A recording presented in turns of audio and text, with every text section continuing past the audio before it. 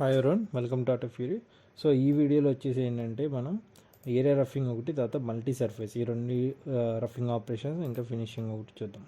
So దీంట్లో ఏంటంటే model వచ్చేసి ఇలా ఉంది. సో నేను కార్నర్ పెట్టుకోవాలి కాబట్టి నేను ఏంటంటే ఈ సెంటర్లో ఉంది మోడల్. సో నేను దీన్ని చేంజ్ చేసుకుంటున్నాను అనమాట, అంటే ట్రాన్స్ఫార్మ్ చేసుకుంటున్నా. సో అందుకు నేను ఇక్కడ చేసేది ఏంటంటే బౌండింగ్ బాక్స్ తీసుకుని సో కార్నర్ పాయింట్స్ అనేది అయితే తీసుకుంటున్నా. సో కార్నర్ పాయింట్స్ తీసుకోవడం వల్ల ఉపయోగం ఏంటంటే, ఒక కార్నర్ అనేది అంటే మనకి ఉన్న 4 క్వాడ్రంట్స్లో ఒక కోఆర్డినేట్కి మనం ఫిక్స్ చేసుకోవడానికి మనకి ఛాన్స్ అనేది చాలా ఈజీగా ఉంటుంది. సో టాప్ వ్యూలో కనుక చూస్తే ఇదిగోండి ఈ విధంగా ఉంది. నాకు ఇలా వద్దు, ఫస్ట్ క్వాడ్రంట్ కావాలనుకుంటున్నా. సో అందుకు దీన్ని సెలెక్ట్ చేసుకుని రొటేట్ చేసుకుంటున్నా.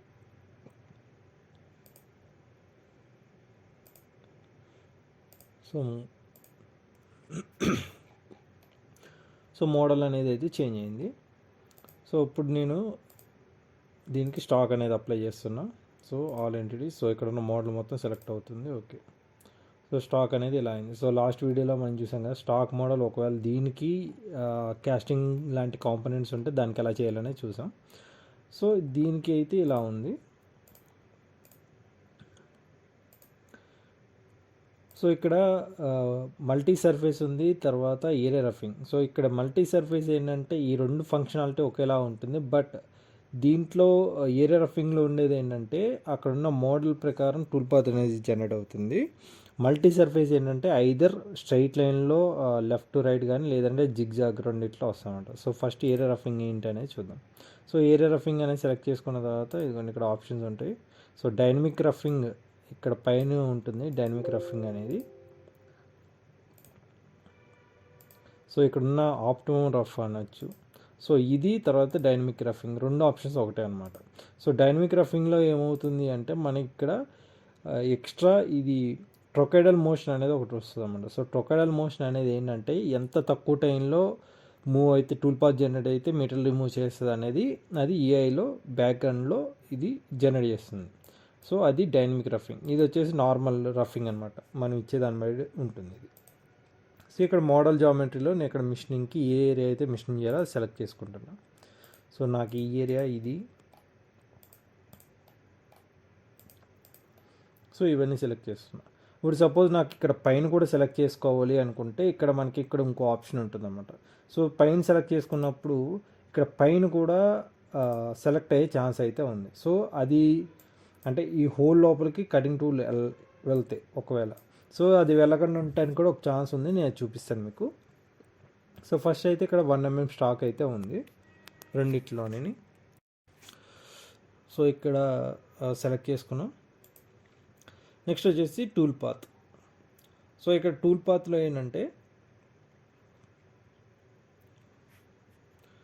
సో ఇక్కడ టూల్ పాత్ అనేది మన ఇక్కడ కంట్రోల్. సో ఇక్కడ వచ్చేసి బౌండరీ చైన్ అనేది సెలెక్ట్ చేసుకున్నాం. సో ఇక్కడ బౌండరీ చైన్ ఏంటంటే మనం 2Dలో కావాలంటే 2D, 3Dలో కావాలంటే 3D సెలెక్ట్ చేసుకోవచ్చు. సో నేను ఈ విధంగా సెలెక్ట్ చేస్తున్నా.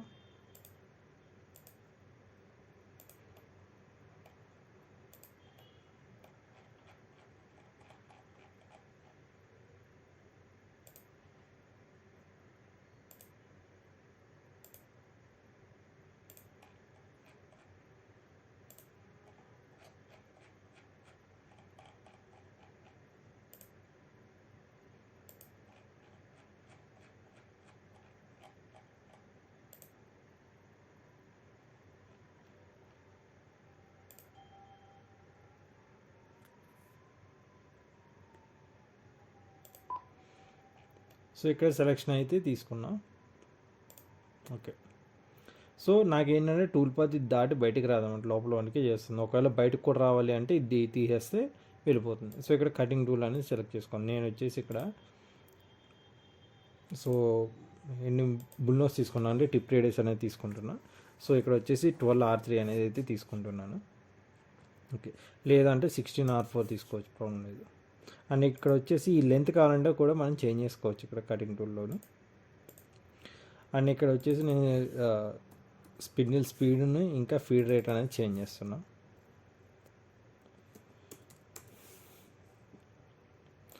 అండ్ టూల్ హోల్డర్స్ కావాలంటే టూల్ హోల్డర్స్ కూడా చేంజ్ చేసుకోవచ్చు. అంటే మనం ఏదైతే టూల్ హోల్డర్ ఉందో ఆ టూల్ హోల్డర్ అనేది మనకి ఇస్తాము. సో ఇక్కడ ఏంటంటే ఆల్ ప్రీవియస్ ఆపరేషన్స్ తీసుకుంటే ఏంటంటే సో ఉన్న ఆపరేషన్స్ అన్నీ సెలెక్ట్ చేసుకుంటుంది. అండ్ నెక్స్ట్ కటింగ్ పారామీటర్స్ చూసుకుంటే క్లైమ్ మిల్లింగ్ చేయాలా, కన్వెన్షనల్ మిల్లింగ్ చేయాలా. సో దీని గురించి కావాలంటే ఒక వీడియో ఉంది, మీకు ఇక్కడ పైన అనేది ఇస్తాను నేను. అండ్ ఇక్కడ స్టెప్ డౌన్. సో ఇక్కడ స్టెప్ డౌన్ ఏంటంటే మనకి ఒక పాస్లో ఎంత రావాలి కిందకి అనేది. సో ఇక్కడ 1.6 ప్రాబ్లం లేదు, ఎందుకంటే రఫింగ్ ఆపరేషన్ కాబట్టి ప్రాబ్లం లేదు. అండ్ ఇది వచ్చేసి స్టెప్ పవర్ అనమాట. సో ఒక పాస్ తర్వాత నెక్స్ట్ ఎంత జాయిన్ అవ్వాలి, 45% ఓకే. అండ్ ఇది వచ్చేసి ట్రొకైడల్ మోషన్. సో ట్రొకైడల్ మోషన్ అనేది ఏంటంటే హై స్పీడ్ మిషనింగ్కి యూజ్ చేస్తూ ఉంటారు. సో ప్రజెంట్ దీనికి అయితే అవసరం లేదు. అండ్ నెక్స్ట్ వచ్చేసి ఏంటంటే ట్రాన్సిషన్. సో ఒక పాస్ అయిన తర్వాత ఇంకో పాస్కి ఎలా మూవ్ అవ్వాలి, అంటే ఒక లైన్లోంచి వేరే లైన్లోకి ఎలా మూవ్ అవ్వాలని. సో డిఫాల్ట్ వాల్యూ అయితే ఉంటుంది. Next steep and షాలోస్.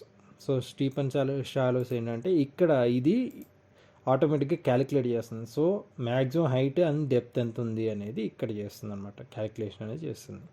అండ్ ఇది వచ్చేసి లింకింగ్ పారామీటర్. సో ఇక్కడ ఏంటంటే రిట్రాక్ట్ హైట్, లీడ్ ఇన్ లోపలికి ఎలా రావాలి అండ్ బయటకి వెళ్ళాలి, lead in and lead out.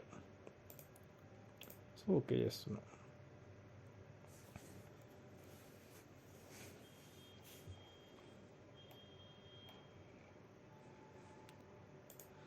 So ఇది టూల్ పాత్ అయితే మనకు జనరేట్ అయింది. సో ఒకసారి ఇది కానీ మన సిమ్యులేషన్ చూస్తే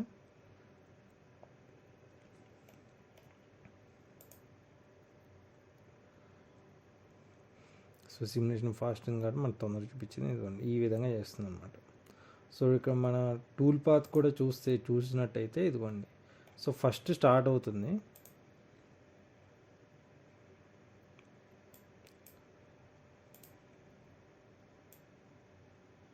సో ఇక్కడి నుంచి స్టార్ట్ అయ్యి మన మోడల్ ఎలా అయితే ఉందో ఆ మోడల్ తగ్గట్టుగా లోపల నుంచి అలా బయటకు అనేది జనరేట్ అవుతుంది. సో అదే ఇది కాకుండా మనం మల్టీ సర్ఫేస్ అనేది తీసుకున్నాం అనుకోండి. సో మల్టీ సర్ఫేస్లో ఏమవుతుందంటే రెండు ఆప్షన్స్ ఉంటాయి. సో అది కూడా చూపిస్తాను మీకు. సో మల్టీ సర్ఫేస్,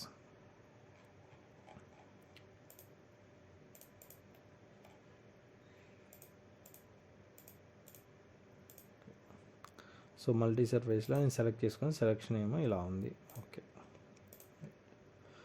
సో ఇక్కడ కటింగ్ టూల్ ఇదే వస్తున్నా సో చూపించడానికి. సో ఇదిగోండి. సో మనకి పాకెట్ ఆపరేషన్ ఎలాగైతే ఉంటుందో సేమ్ సిమిలర్గా అలాగే ఉంటుంది. ఇక్కడ step down, maximum step down ఇది. అండ్ ఇక్కడ క్లైమ్ మిల్లింగ్లో ఇస్తున్నా. అండ్ ఇక్కడ పాకెట్ పారామీటర్స్లో కనుక చూసుకుంటే సో పాకెట్ లోపల ఎలా చేయాలి, సో అయితే జిగ్జాగ్లో చేయాలా లేదంటే వన్ వేలో చేయాలా. సో ఈ విధంగానే ఉంటుంది అనమాట. సేమ్ మన పాకెట్కి ఎలాగైతే ఉంటుందో అలాగే ఉంటుంది. అండ్ ఇక్కడ వచ్చేసి ఏంటంటే మనకి స్టెప్ పవర్ అది ఇస్తాము. సో కటింగ్ టూల్ తగ్గట్టుగా స్టెప్ పవర్ అనేది అయితే తీసుకుంటుంది ఇది.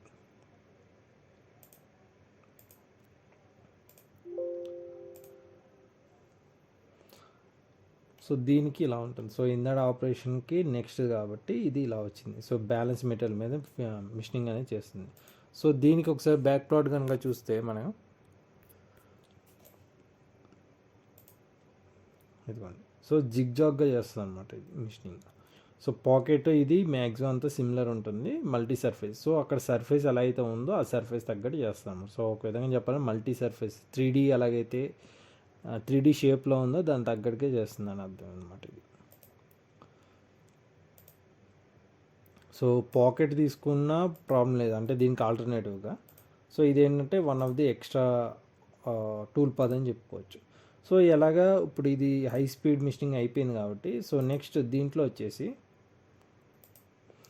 ఇంకో సర్ఫేస్ ఫినిషింగ్ ఆపరేషన్ అనేది చూద్దాం దీంట్లో.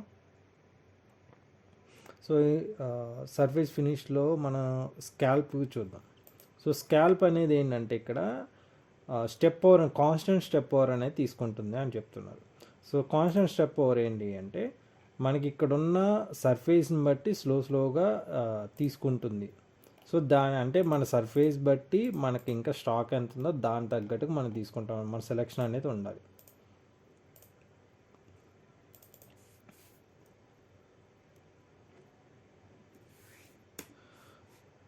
సో ఇక్కడ కూడా స్టాక్ మెయింటైన్ చేస్తున్నా 0.12. అండ్ ఇక్కడ బౌండరీ చైన్ కూడా తీసుకుంటున్నాను నేను.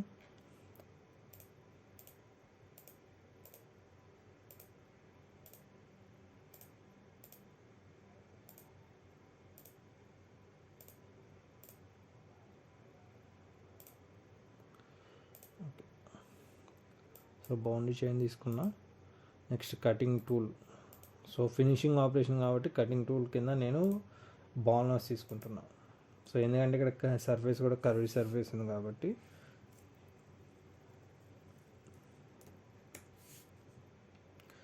6 తీసుకుంటున్నా. 6 బాల్.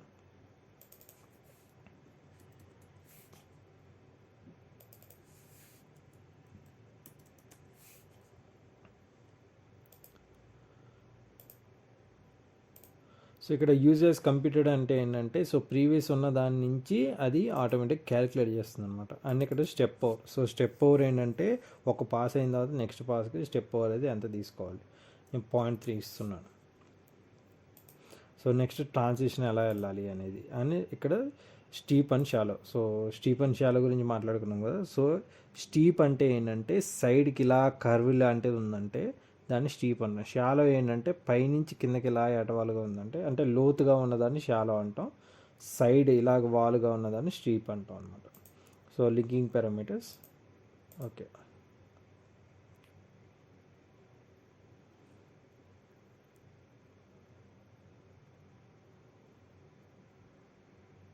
సో జనరేట్ అయినప్పుడు ఈ సింబల్ వస్తుంది ఇక్కడ.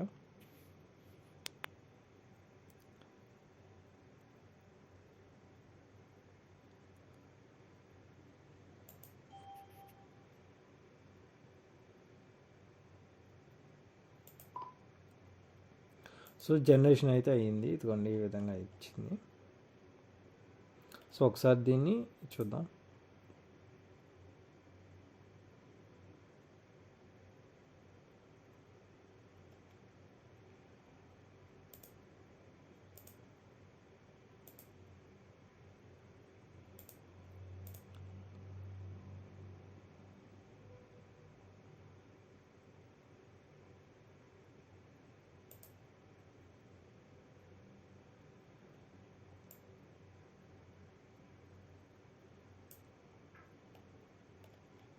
సో ఇక్కడ బ్యాలెన్స్ మెటీరియల్ ఏదైతే మిగిలిపోయిందో దాని మీద వెళ్ళి చేస్తుంది మొత్తం.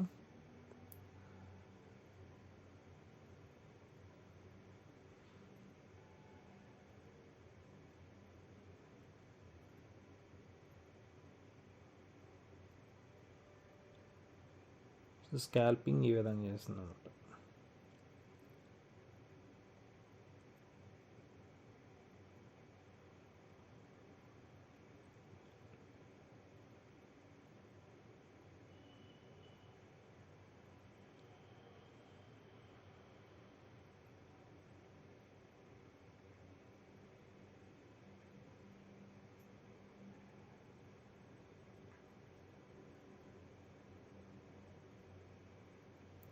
సో ఈ విధంగా మనకి మెటీరియల్ అనేది రిమూవ్ చేసుకోవడానికి రఫింగ్ అండ్ ఫినిషింగ్ ఆపరేషన్ అనేది మనం యూజ్ చేసుకుంటాం.